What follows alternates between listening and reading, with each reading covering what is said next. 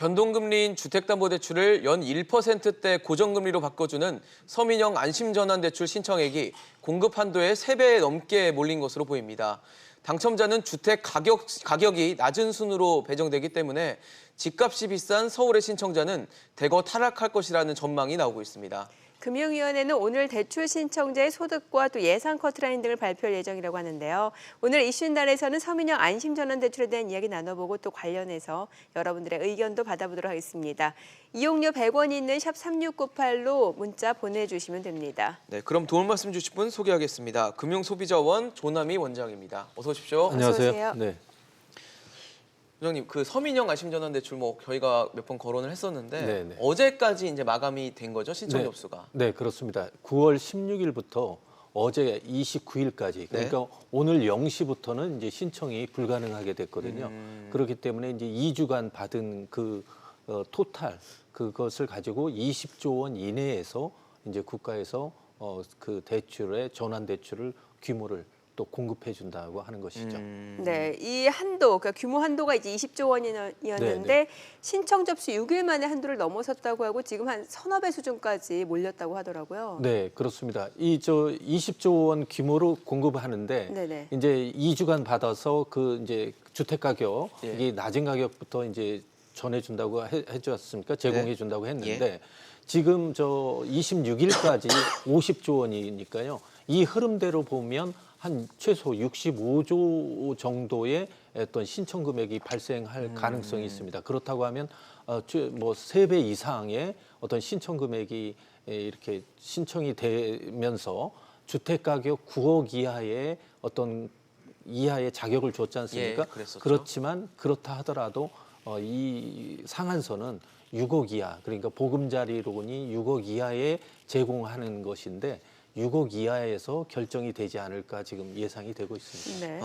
사실 이 안심전환대출 이번 서민형이라는 타이틀을 달고 시작했기 때문에 네네. 기존에는 이 9억 원이라는 주택 가격 기준이 뭐 적합하냐, 이게 서민이냐라는 네네. 논란들도 있었지만 네. 지금 와서 보면은 사실 그 논란은 좀 무의미해진 상황이 된 것 같습니다. 네, 그렇습니다. 이 수요가 워낙 폭발적으로 크다 보니까 사실은 9억 이하라고 하면서 이제 비판을 받은 것이죠. 그랬었죠. 예를 들어서 9억 이하가 서민이냐, 서민형이냐, 네. 또 하나는 8,500만 원 혹은 1억의 소득 기준이 과연 서민의 기준이냐, 또 하나는 예를 들어서 주택을 가진 사람한테 너무 많은 혜택을 주는 것이 아니냐. 상대적으로 전세 자금에 대한 그 수요가 있는데 전세 자금을 받는 사람의 경우에 너무 혜택이 적지 않느냐. 예를 들어서 이율면에서 보면 전세 자금 대출은 대개 3.5%거든요. 그런데 이거는 2% 이하, 1%대니까 거의 2배 정도 차이, 그렇네요. 금리 면에서 차이가 나니까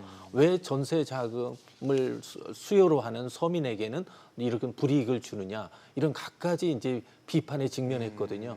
이런 부분도 사실은 이제 이 우리나라의 지금 현재 정책 금융을 하는 데 있어서 상당히 어려운 점을 그대로 지금 나타내고 있지 않느냐 하는 부분이 이번에 나타났다고 볼 수 있겠습니다. 네, 뭐 아직 정확한 통계가 나오진 않았습니다만 지금 예상대로라면은 지금 수요가 많이 몰렸기 때문에 그 네네. 주택 커트라인이 많이 낮아질 것이다라는 네네. 예상이에요. 그러면은 아무래도 수도권은 집값이 좀 비싸다 보니까 네네. 지방에서 신청하신 분들이 더 유리한 거 아니냐라는 얘기도 나와요. 그렇습니다. 이제 주택 가격이 상대적으로 이제 낮은 데서부터 채워 나가니까 예. 아무래도 지방에서부터 먼저 채워 나갈 확률이 많다는 거죠. 그러니까 말씀하신 대로 지금 이제 서울의 주택 가격의 평균이 6억 5천인데요.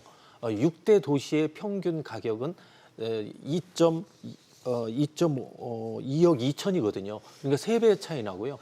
또 하나는 6대 광역시를 제외한 수도권을 제외한 데는 현재 1억 5천이고 또 하나는 수도권의 경우에는 4억 3천이기 때문에 모든 그 자료 주택 가격의 기준으로 본다고 하더라도 지방에서부터 일단은 6대 도시 이하에서 혹은 6대 도시에서 그다음에 수도권에서 그다음에 서울 이런 식으로 이제 이 전체적으로 이 대출의 규모가 채워 나갈 것으로 보이기 때문에 지방이 훨씬 더 유리할 수밖에 없다 이렇게 볼 수 있겠습니다. 네. 사실 아까 원장님께서 지적을 해주셨던 부분이긴 한데 이게 그 변동금리이기 때문에 고정금리자에 대한 혜택은 좀 없다. 그다음에 네네. 아까 집이 있는 주택담보대출을 받았다는 분들은 집이 있는 분들이기 때문에 네네. 집이 없는 분들에 대한 혜택이나 이런 상대적인 박탈감은 피할 수 없다라는 것은 사실 지금 접수가 끝난 이후에도 계속 유지가 좀 논란이 되지 않을까 싶거든요. 이 부분. 네, 그렇습니다. 이번에 이제 예를 들어서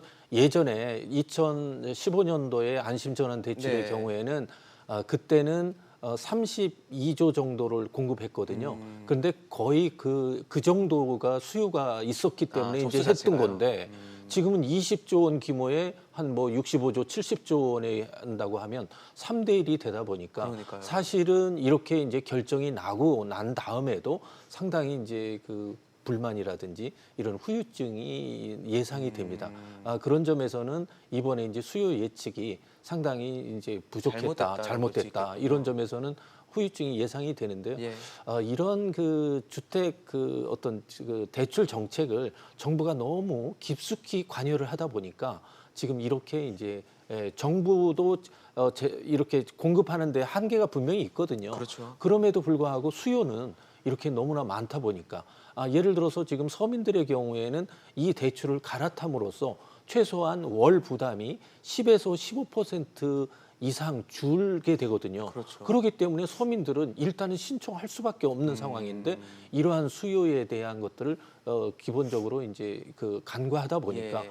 폭발적으로 수요가 늘어났다 이렇게 볼 수 있겠습니다. 네, 뭐 상황이 이렇다 보니까 기존에 고정금리로 대출을 받으셨던 분들은 또 새롭게 갈아탈 수 있는 보금자리론 관심이 높아지고 있다고 하더라고요. 네, 보금자리로는 이제 6억 이하이고요. 네. 또 주택 가격이 6억 이하고 이제 그 소득이 이것보다는 낮은 그 사람들이 이제 해당이 되거든요. 네. 그런데 이 부분도 상당히 이제 제약이 있기 때문에 그 조건을 좀 충족해야 되는데 네. 지금 이번에 서민형 안심 전환 대출보다는 이제 혜택이 좀 다소 적지만은 여기에서 갈아타기를 못하신 분의 경우에는 이 보금자리론 쪽으로 그 어떤 조건이 맞는지를 한번 살펴볼 필요가 있고요.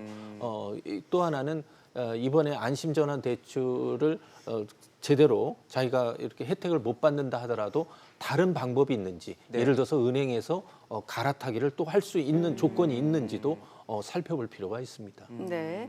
혹시 그럼 집 없는 사람들은 전세 대출자를 위한 금리 낮출 수 있는 방법은 없을까요? 이 전세자금 대출의 경우에는 이제 그 정부가 공급하는 것보다는 전세 자금에 대해서 보증을 해주고 그 보증서에 의해서 이제 은행들은 안전하게 이제 그 담보로 생각하고 대출을 해주는 형태거든요.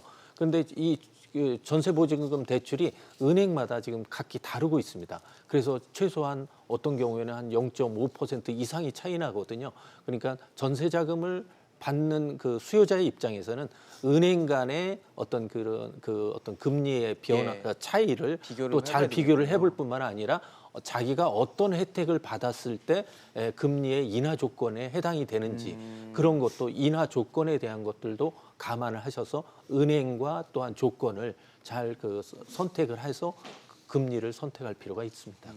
워낙 은행도 많고 네네. 또 은행에 있는 상품들도 좀 다양하다 보니까 네. 혹시 이걸 한눈에 볼 수 있는 뭐 그런 웹사이트나 이런 것도 있는지도 좀 궁금하거든요. 네, 그런 것들이 이제 개인이 운영하는 앱도 있고요. 예. 또 하나는 이제 그 뭐 은행 연합회라든지 이런 데 가서 비교를 해볼 수 금리 있는 비교를 해볼 수 있겠군요. 금리를 비교를 해볼 수 있는데 그렇지만은 더 정확한 것은 예. 이제 거기에서 일정한 부분을 이제 지식을 얻은 다음에 각기 은행에다가 직접 확인할 필요가 상담을 있습니다. 해보시는 게 좋겠군요. 네, 그렇습니다. 사실 저희가 뭐 예전에 손바닥 경제 시간에도 얘기를 했었는데 네네. 이렇게 안심전환대출처럼 1%대라는 어떻게 보면 서민들이 혹할 수밖에 없는 이런 네네. 단어나 요 장점들을 활용해서 악용해서 네네. 이 보이스피싱을 하는 경우도 굉장히 많더라고요. 꼭 이번 사례가 아니더라도 앞으로 그런 것들이 좀 나타날 때 어떻게 좀 대응하면 좋을지 좀 알려주시면 좋을 것 같아요. 네, 그렇습니다. 보이스피싱 사기자들은 이번에 그 정부가 내놓은 안심형 전환 대출이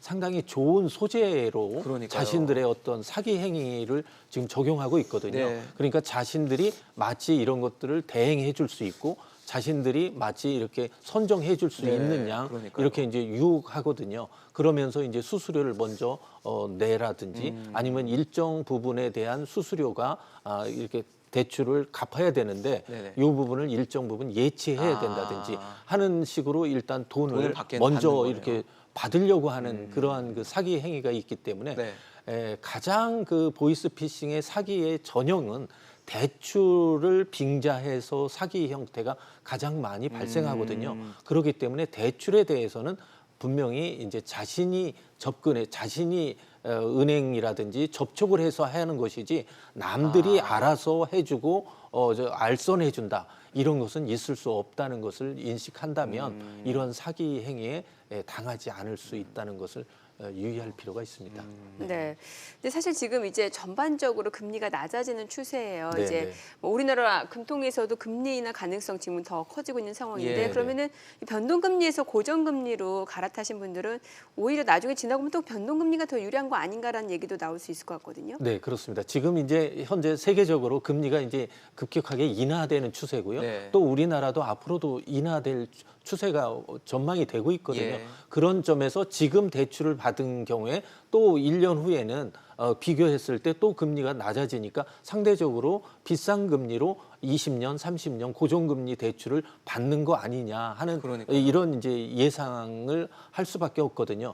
그런 점에서는 이제 두 가지가 있습니다. 안심 전환 대출의 자격에 해당되는 분의 경우에는 안심 전환 대출을 받는 것이 당연하고 그다음에 안심 전환 대출이 아니고 은행에서도 갈아타기를 할 수 있는 분의 경우에는 다소 다음에 조금 더 시기를 봐가면서 갈아타기를 하는 것도 하나의 방법입니다.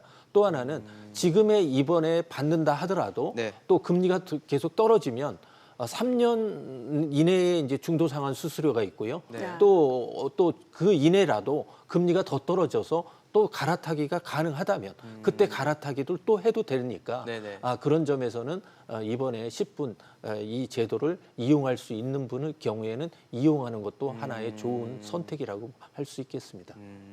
알겠습니다. 어제까지 마감된 이 서민형 안심전환대출 관련해서 조남희 원장과 얘기 나눠봤습니다. 말씀 감사합니다. 잘 들었습니다.